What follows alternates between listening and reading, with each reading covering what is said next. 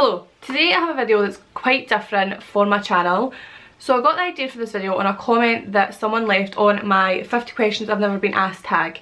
They commented on my video, asked me if I had any children, and we had a little conversation about, they were asking about a situation, how I would handle it if I had children, and we went back and forth in this conversation. So that gave me the idea, and also they had asked if I could make a video talking about it. Now I didn't want to make a video just on that situation because it would be a very short video, but I'm going to talk about that and explain my answer that I gave. Then I thought I would answer questions to the controversial parenting tag. Now I'm not a parent, I've worked with a lot of children, I'm a qualified early years practitioner, and the job I do right now is working with children and young people. So I'm not a parent, my answers might change when I become a parent, but for now these are the answers and my views on these subjects. So I'm going to go through the conversation that me and this person had on my video. So they asked, hi, do you have any kids? And I replied, nope. They asked, do you ever want them? My wife and I have a hypothetical question for you since we feel like you would make a great mum, seriously. I said, yes, when me and my boyfriend are ready, I would like kids of my own. Said, hi, thank you so much for the quick reply. My wife is constantly running into different situations where our son is playfully very loud while we are watching TV, or interrupting when she's on the phone, or saying something she shouldn't in front of a stranger. She thought about trying to cover his mouth, even jokingly in these situations, but she's curious if it's common amongst other mums to do it jokingly or playfully, and if it's socially acceptable. Hypothetically, when you're a parent, would you ever gently / playfully cover your kid's mouth under any circumstances? And I replied, only ever in a playful way, and the child would need to know it was in a joking and playful way, or this could cause upset for the child. In more serious cases, as your son saying things he shouldn't in front of strangers, I wouldn't cover his mouth. It would be a case of having a conversation with him about what was said and if it was inappropriate and what shouldn't be said in front of strangers. When it comes to being loud when watching TV, it may be down to him wanting your attention or boredom if he doesn't like what's on the TV. I wouldn't cover my child's mouth in this circumstance. I would find an alternative activity he could be doing while I watch TV.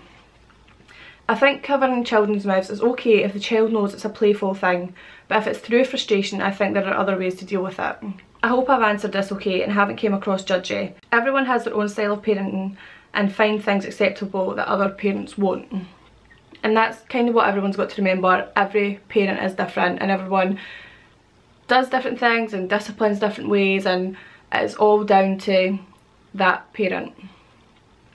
And he replied, well, I'm assuming it's he, that is an amazing answer and very detailed, thank you so much. I have one follow-up. What's an example where you would cover the mouth in a joking way, and how would the child know you were doing it in a playful way? And I replied, if me and my child were already playing and being silly and my child was to say something over and over and finding it funny, I would cover their mouth, but they would know it would be a joke because I'd be laughing, and hopefully my child would be too. That's another thing, every child will react differently to something like that. So if I'd done it once and they didn't like it, I wouldn't do it again. If everything is kept light and playful and not in a negative way, I'm sure the child will know it's playful and not to be taken serious. They replied, yeah, my wife agrees 100%. Thank you so much for your amazing answers. Do you think you could briefly discuss my questions and your answers in a future video to educate other future parents? And I replied, no problem at all, that's such a good idea. I will find other subjects to speak about alongside your questions. Think people would find it interesting coming from a non-parent but child worker. Thanks for the idea. And then a few weeks later he asked when it would be up, and I'm just getting round to it just now. So I hope that kind of explained what I meant. I know some people will think that's like, oh, you should never do that, but even as kids you do it to each other. Like being young, my best friend, they would try and embarrass you and you would like cover their mouth, but you'd be laughing and you knew that it was funny. So that's all I meant in that question, and if you have any questions about my answer, just comment below and I can explain it. Don't need to be negative about my answers.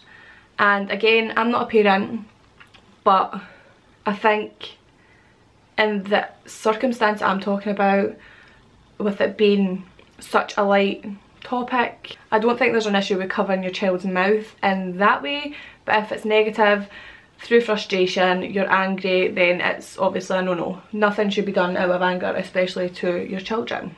I am going to now go on to the controversial parenting tag and see what my answers are to these.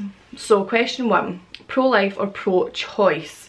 I am obviously, well, I'm not going to say obviously because not everyone is pro-choice, and that's okay, everyone's different. But I am pro-choice. I literally believe every woman has the choice of their own body. They can have the choice to not have their child. It could be through they know that the child wouldn't make it, they wouldn't make it, they aren't in the financial, emotional, stable life to bring a child into, which is completely understandable, and all this stuff, like, should be safe, should be safe. Nothing is 100% safe, so shh about that. But I am definitely pro-choice. Number 2, baby wearing, question mark. I think if I had a child and I needed to wear my baby, then of course I would. Like, if my baby didn't sleep unless it was on me, then I would baby wear. But then obviously there's a certain point that you need to stop baby wearing, and trying to give that, not independence, but, or survival. They just need to learn to be away from you for the time that they go for a nap or the time they go to bed. Certain times I would want to go back to work after I had a baby, so my baby would have to learn to be away from me. I know the baby's a bit older when I would go back to work, but yeah, I would baby wear. And baby wearing as in, like, I don't know what they're called. It looks like a back to front rucksack but the baby sits in front.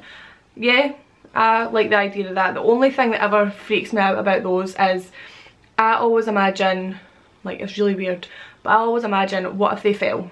Like, that baby's going to be crushed, or it's going to be a head injury, or not even as serious as that, but I just always think the worst when people fall when they've got a baby on them.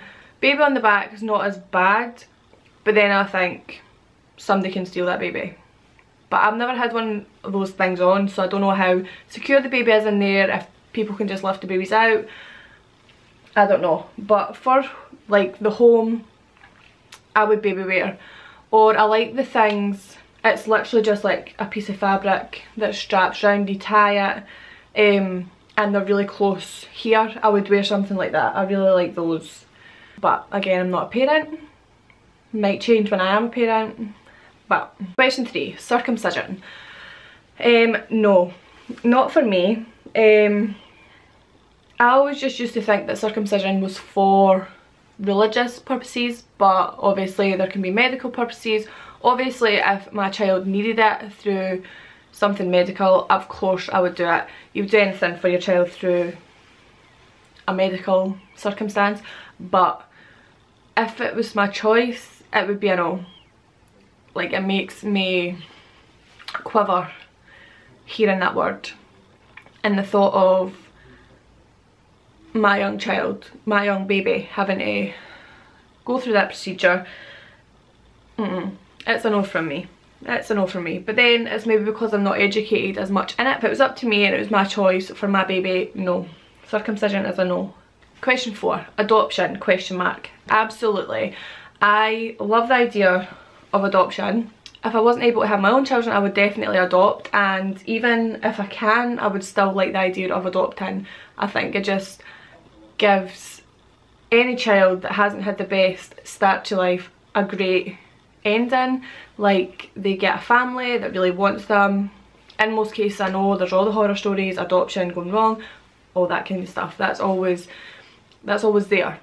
But definitely it gives children such a great life, or people that can't have children, they can, you know, adopt and have children and kind of make them their own, obviously not biologically, but make them their own and bring them into their home. And but yeah, adoption 100%. Question 5, baby piercing. No. I got my ears pierced when I was 8 and it was so sore. I got it pierced, I got them both pierced at the same time with a gun. So sore, crying and everything. My gran took me into hairdressers and got them pierced, and it was so sore. And the amount of videos I've seen of people getting their baby's ears pierced and they're actually screaming with the pain, it's no. I think anything like body modification, it should be left until the child can make their own mind up. When I was 8, I decided I wanted them done. I've had my ears pierced ever since, but it was my own choice. So I think unless they can give consent and say I want this, then it shouldn't be done. And I think people that pierce babies should be like, no.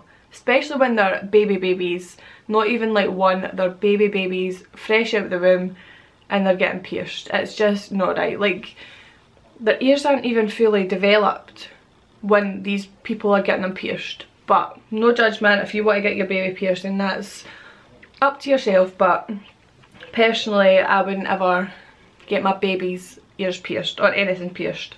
Question 6, breast V's formula, question mark. I don't really have a take on this. I think if my baby's getting fed, then that is all that matters. If my baby can't latch on, then I would obviously have to use bottles. But yeah, that's really all I have on it. As long as my baby's getting food, that is all I care about. CIO, cry out V's other. I agree with it to a certain extent.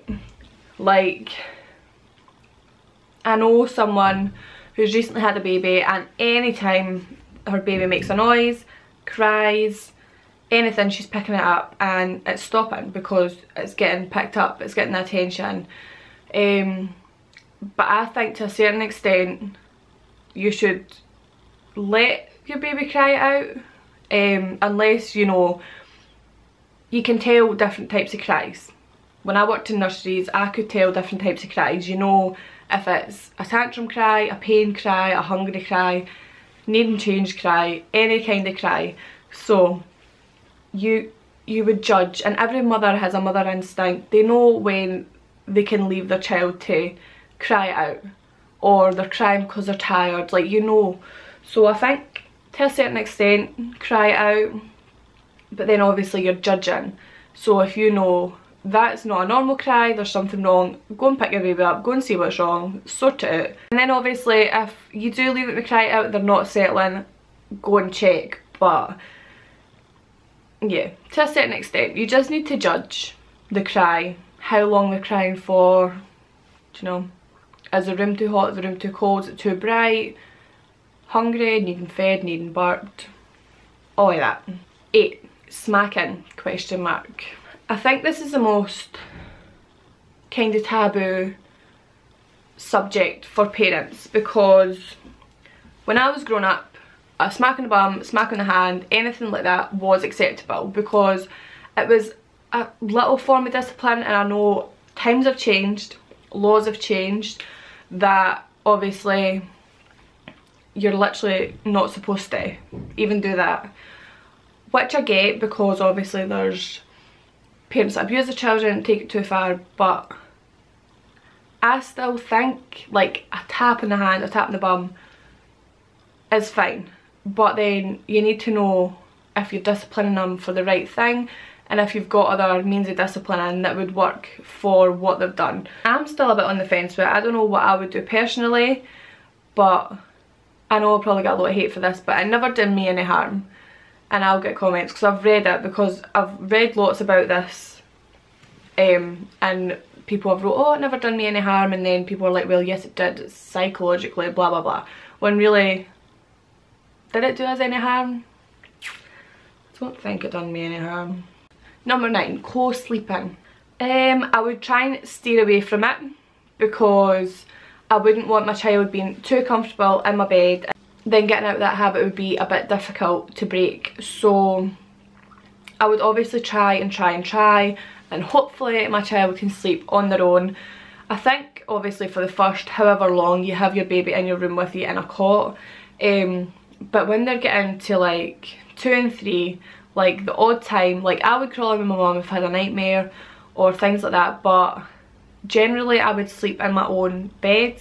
So I would hope for the same for my child. It just depends how my child is and what we can do to work around it to make them feel safe and secure in their own bedroom.